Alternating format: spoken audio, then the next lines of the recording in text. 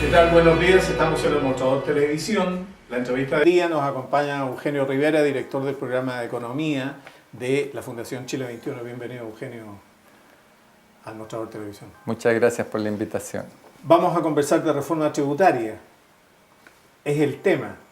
Por eso te invitamos precisamente. ¿Por qué un gobierno de derecha habría de hacer una reforma tributaria que 20 años de gobierno de concertación no pudieron hacer? Bueno, el actual gobierno tiene muchos resquemores en cuanto a abordar una iniciativa en este campo. Sin embargo, lo que ha dejado en evidencia el movimiento estudiantil, la movilización ciudadana, es que la situación que tenemos en el ámbito, en la educación, en la salud, y también algo que pasa a menudo desapercibido, el escaso crecimiento en la productividad de la economía, de la eficiencia con que se produce en Chile, exige aumentar significativamente el gasto público. Nosotros estamos hoy día en una realidad tributaria, una carga tributaria de un 22%, ¿no? Exactamente. Los países con los cuales Chile se puede comparar, es decir, con el grado con el nivel de Producto Interno que el país tiene hoy día, etcétera, siempre se giran en una carga tributaria, o giraban en sus años, en los años que estaban en el mismo estadio de desarrollo, entre el 28 y el 30%, ¿es así, no? Exactamente. En general, es un problema subjetivo con quién compararnos. El PIB per cápita es un indicador, pero no es el único relevante. A mí me parece que cabe compararse con un grupo de países a los cuales nos queremos equiparar. Y me parece que un buen elemento es el promedio de los países de la OCDE. Ahí están los países, los grandes países, y al comparar la carga tributaria estamos muy por debajo. ¿Cuánto es el promedio?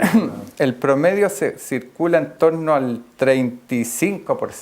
35%. Es la carga tributaria que tienen esos países. ¿Se nos mueren los empresarios nacionales y...? Yo diría que no necesariamente, porque en general los empresarios no toman total cuenta de que buena parte de esos ingresos se destinan a la investigación y al desarrollo, que tiene un impacto muy importante en la productividad de esas empresas y que permitiría por otros medios mantener tasas de rentabilidad relativamente similares. Tratemos de ordenar entonces en este primer bloque de la entrevista algunos de los temas que me parecen sustantivos respecto a la reforma tributaria. Primero, llegó abruptamente la reforma tributaria a la agenda política de un gobierno que está bastante complicado.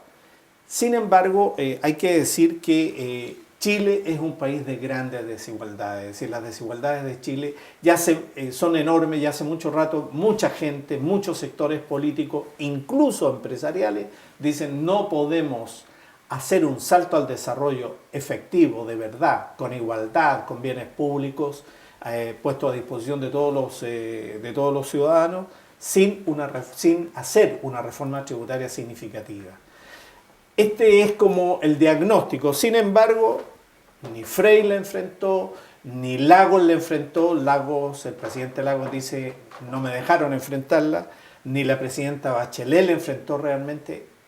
¿Por qué debiera hacerlo un gobierno de derecha, que es un gobierno de empresarios?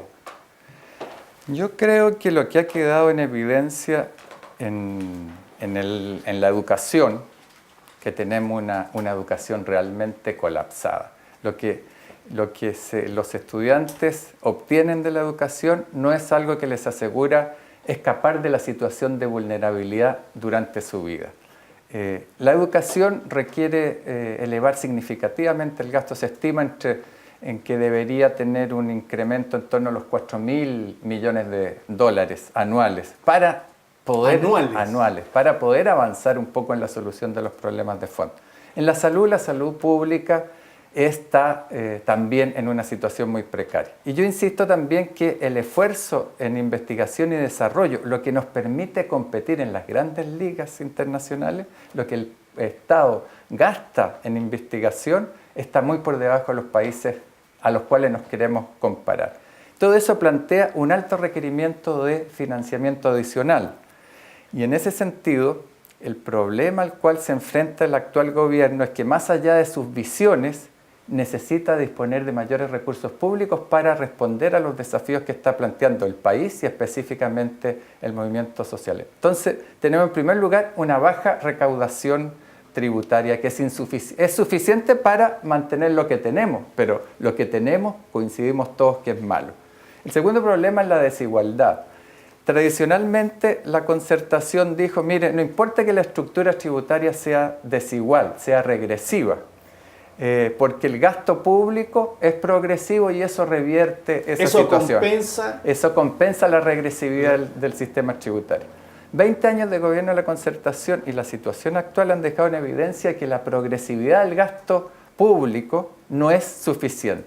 Prueba de eso es que tenemos nosotros el índice de Gini, que nos mide qué tan grave es el índice de Gini, que es el que mide la desigualdad. La desigualdad. Exactamente. En los países europeos, en los países de la OCDE, cuando uno ve el índice de Gini antes de impuestos y transferencias públicas, alcanza un 45 puntos.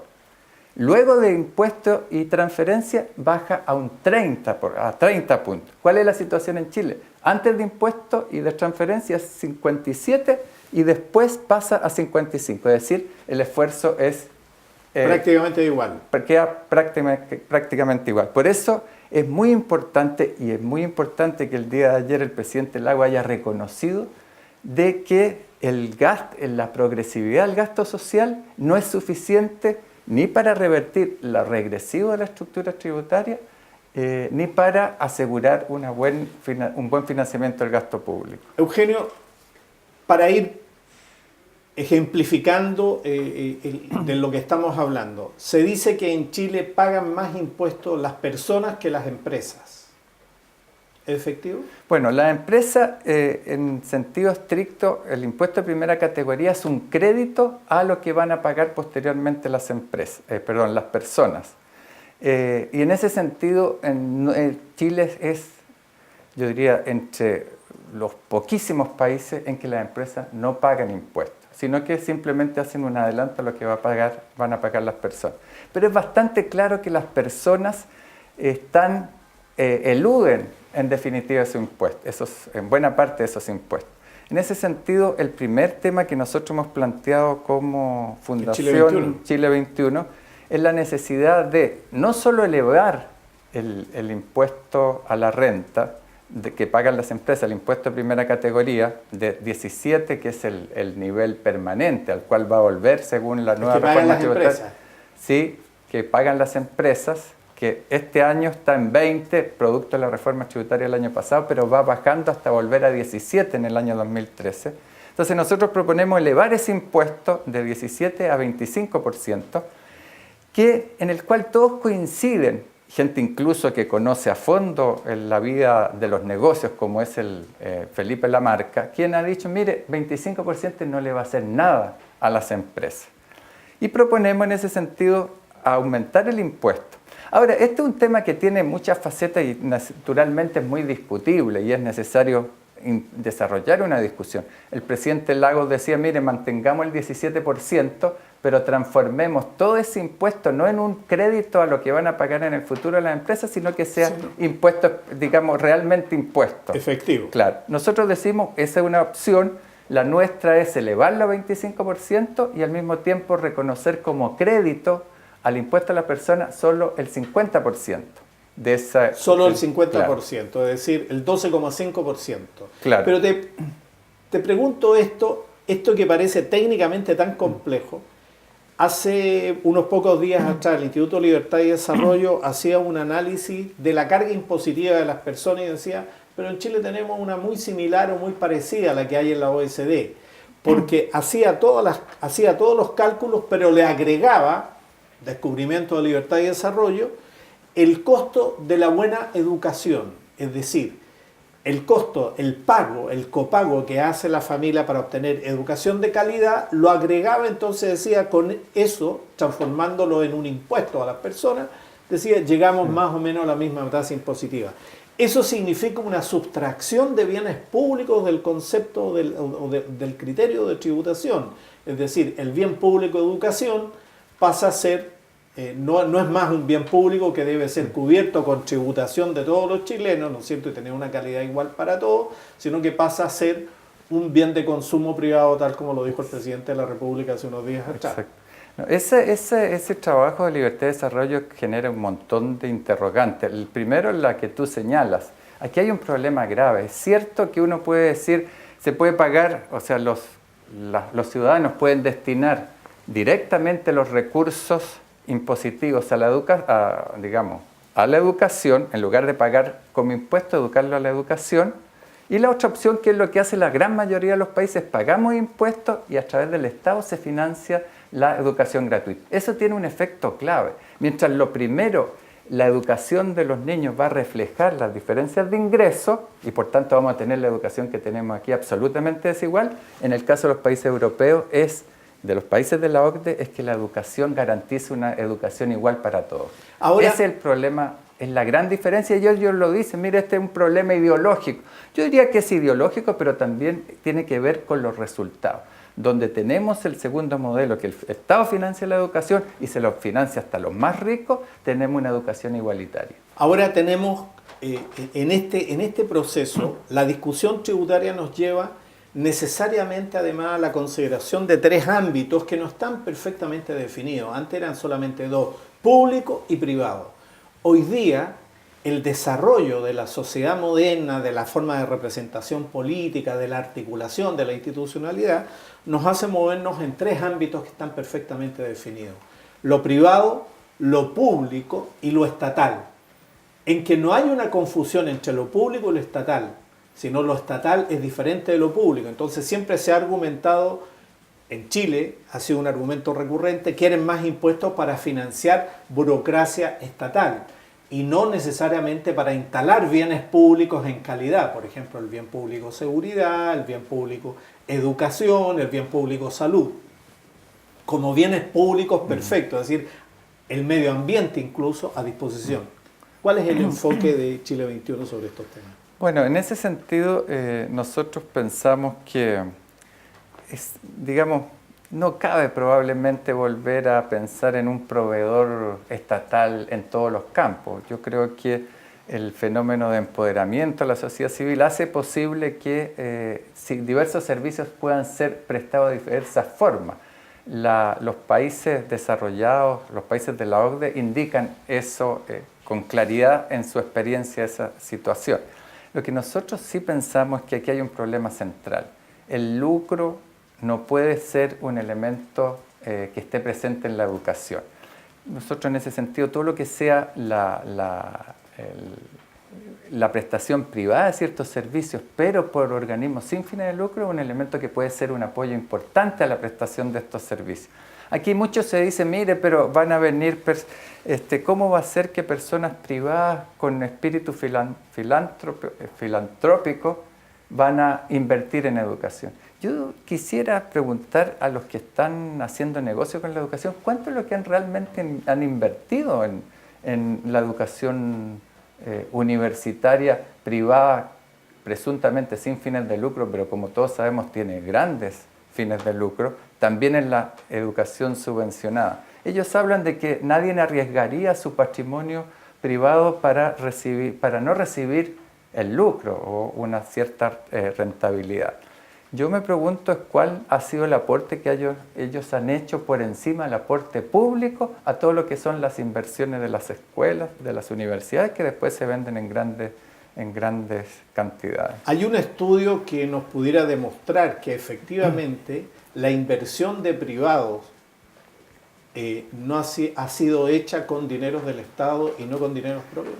Yo no conozco un estudio, pero en términos generales lo que queda claro es que, o por lo menos está planteada la pregunta, de que muchos hablan de la gran inversión de los privados en educación. Yo tengo serias dudas y me gustaría que quienes defienden el lucro mostraran los antecedentes para decir cuánto ha sido el aporte fiscal a lo que son sus inversiones. ¿Y cuánto ha sido el aporte propio para ver exactamente dónde está? Porque sí, lo que es claro es que ha habido un proceso de capitalización que puede haberse producido por los excedentes que deja la inversión, Exactamente. la inversión, el gasto público, ¿no es cierto?, que ha sido privatizado totalmente, es decir, no ha sido reinvertido en calidad, sino ha sido reinvertido en inmuebles, por ejemplo, en otro tipo de formas de capitalización. Ahora, volviendo al tema de la reforma tributaria, Eugenio, ¿cuál es la viabilidad política de lo que ustedes están planteando? ¿Ustedes creen que realmente hoy día, con un gobierno que está por lo menos abierto, el presidente de la República, por lo menos abierto a conversar, porque el presidente de uno de sus partidos de Renovación Nacional dijo que no le gustaba, y a la UDI tampoco le gusta el debate sobre la reforma tributaria? Entonces, ahí hay un punto que creo que es muy importante. Pienso que tenemos poca claridad respecto a lo que es el actual gobierno. En realidad no sabemos quiénes están en qué posición, es un enredo bastante amplio. Perdón, para ser justo, también en la concertación, gente de la concertación dijo, sí, no nos parece que sea el momento de discutir de reforma tributaria. Pero nosotros sabemos hace tiempo que en la concertación habían y hay dos almas. Ahora lo novedoso son las dos almas en la derecha, y yo creo que en ese sentido es muy importante promover que en el gobierno se vayan tomando posición. Un país con 4 almas puede terminar sobrevolando el infierno. Claro, en el infierno. Entonces, a mí me parece que hay gente muy ideologizada, tanto en Renovación Nacional como en la UDI, y cuyo mentor intelectual, por así decirlo, es Libertad de Desarrollo, que de alguna manera mantiene una posición muy ideologizada y muy en contra de cualquier innovación. No le quiere hacer caso a lo que es el pensamiento económico moderno, actual. Se quedó con lo que pensaban en el año 80 cuando hicieron sus estudios en Estados Unidos. Esa gente está en contra de cualquier cosa. Y naturalmente los empresarios que también tienen una posición bastante en contra de eso. Sin embargo, yo pienso que las personas más realistas, aquellos que ven con dificultad que el país avance por una parte, que el gobierno presente se pueda proyectar en el año 2013 manteniendo la situación actual. Y en ese sentido, a mí me parece que esos sectores pueden estar abiertos en un determinado momento a debatir un tema como este. A mí me impresiona, pero nosotros hicimos un seminario que presentamos nuestra reforma tributaria, y desde entonces, por ejemplo, el diario La Tercera no ha tenido un día en que no viene un artículo que aborda el tema. Naturalmente, buena parte de ellos están en contra de la iniciativa, pero por ejemplo, hoy día en La Tercera hay 2 columnas que se refieren a la propuesta tributaria que nosotros hemos hecho. Es decir, podríamos decir que en este campo ha cambiado sustancialmente el ambiente general del debate. O sea, definitivamente la reforma tributaria se ha instalado como un tema de la agenda pública, primero, de la agenda política además. ¿no? Exactamente. Segundo, ¿qué es lo que falta para empezar a objetivar el tipo de reforma que vamos a tener, empezar a contar los votos con que se va a contar en el Parlamento, las adhesiones y los temas en contrario? Yo creo que hay un proceso de definición que va a estar muy determinado por lo que pasa en el movimiento social, en el gobierno. En la oposición yo creo que el tema adquiere otro carril. A mí me parece que es muy importante que en la oposición comience un debate y se esclarezcan las posiciones. A mí me parece que hay un sector que me parece a mí, el sector más liberal de la concertación, que a lo largo de los 20 años de gobierno de la concertación utilizó argumentos presuntamente técnicos para oponerse a la reforma tributaria porque consideraban que eso, poco permeados por el pensamiento económico más conservador, podía ir en contra del crecimiento económico. Lo que ha quedado en claro es que el estancamiento del crecimiento de la productividad en los últimos 10 años, aún con o justamente porque tenemos esta estructura tributaria, este estancamiento de la productividad, del crecimiento de la productividad, deja en evidencia que esos dogmas ya no funcionan. Necesitamos reforma tributaria para mejorar la productividad del país. Velasco, por ejemplo, Yo diría que Velasco. A mí me impresiona que alguien que lanza su candidatura presidencial, que aborda en una extensa entrevista con que pasa varios temas, no diga una palabra sobre reforma tributaria. O sea, Velasco fue, de hecho, uno de los opositores más fuertes a tocar la estructura tributaria. Exactamente, con una excepción, una propuesta de introducir la depreciación acelerada que fue lo que provocó finalmente la pérdida de la mayoría parlamentaria. La pérdida de la mayoría parlamentaria y que según estudio esa reforma habría favorecido a un puñado de inversionistas que casi uno decía tenían nombre y apellido. Ahora, volviendo a la viabilidad política en el corto plazo, tú dices que depende mucho de cómo se va a resolver o cómo va a enfrentar el gobierno la solución de la conflictividad social actual. El problema es que la agenda de la reforma tributaria viene puesta desde antes. Muchos de los temas de la reforma tributaria eventual que pudiera salir están destinados a satisfacer demandas de este movimiento social actual, pero también de otro tipo, que son viejas deficiencias de la estructura de administración de este país. Por ejemplo, compensar mucho más el equilibrio regional, mayor conectividad, reformas, ¿no es cierto?, significativas en el ámbito de la infraestructura en el borde costero, reconstrucción, etc. Es que si uno... Entonces, ¿qué va primero, no? Si uno analiza, si uno sigue la prensa, se da cuenta que los distintos grupos de interés, los distintos grupos ciudadanos van señalando con mucha fuerza importantes demandas. Ya hemos hablado de la educación, de la salud, pero también aquellos que están más cerca con lo que es la construcción de la infraestructura nacional, es decir, la Cámara de la Construcción, han dejado en evidencia que es necesario aumentar sustantivamente las cosas. Tenemos que elevar la inversión de que tenemos un nivel así mediocre a un nivel sustantivamente superior que nos permite insertarnos en la competencia internacional. Ese es el valor, brevemente, tenemos 30 segundos, pero ese es el valor de lo que ha presentado Chile 21. ¿Alguien más ha hecho una propuesta de esta naturaleza sobre reforma tributaria, con estructura, con orden, con lógica? Hay una presentación de Océanos Azules que ha hablado de, básicamente su propuesta es establecer una tarifa plana, tanto el impuesto de primera categoría como el impuesto a las personas. Y el resto son simples, Renovación Nacional hizo también, una propuesta, pero su idea es básicamente mantener la recaudación, ellos consideran que no es necesario más recursos, y readecuar las fuentes de recaudación. Fuera de eso, son intervenciones menores. Por lo tanto, la tarea entonces que nos va quedando pendiente es empezar a ponerle un orden, una estructura, ¿no es cierto?, para hacer surgir de una manera mucho más nítida las propuestas que hay en torno a la reforma tributaria, que pareciera ser hoy día, finalmente, después de 20 años de democracia, existe un consenso político que es absolutamente necesaria e inevitable para dar el salto al desarrollo. La entrevista del día con Eugenio Rivera. Muchas gracias por venir al Mostrador Televisión. Muchas gracias.